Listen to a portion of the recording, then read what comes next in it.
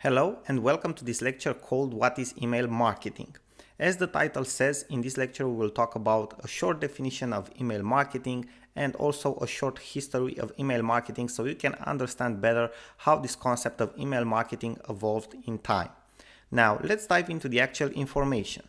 So first of all, let's start with the beginning and with a definition of what is email marketing. So with a definition of email marketing.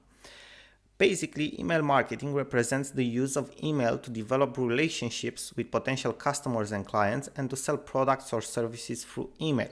Now, a less academical, let's say, representation of email marketing would be that email marketing represents the whole range of activities that you do to eventually sell your products or services to your email list or to your subscribers list.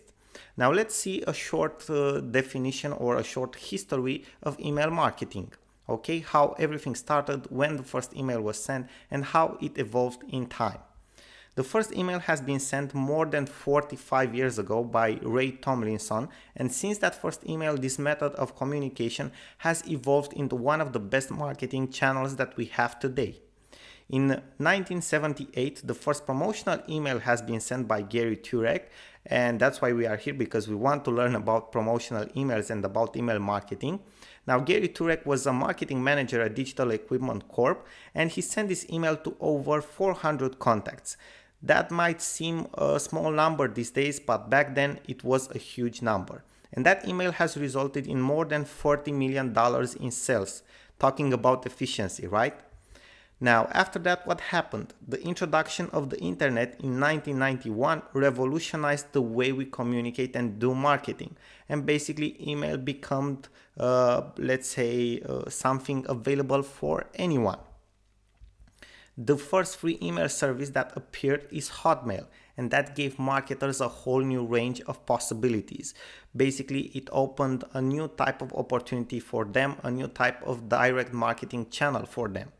In 1998, the Data Protection Act was updated to ensure that all email marketing included an opt-out and in 2003, the CAN-SPAM law was introduced.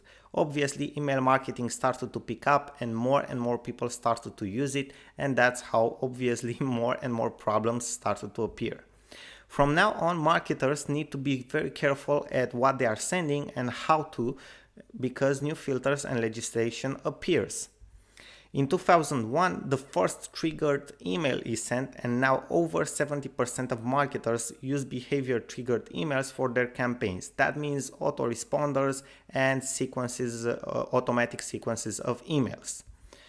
Now, thank you very much, guys, for your attention. I hope that this was interesting and useful for you, and I'm looking forward to see you in the next lecture. Bye-bye for now. Sorin here.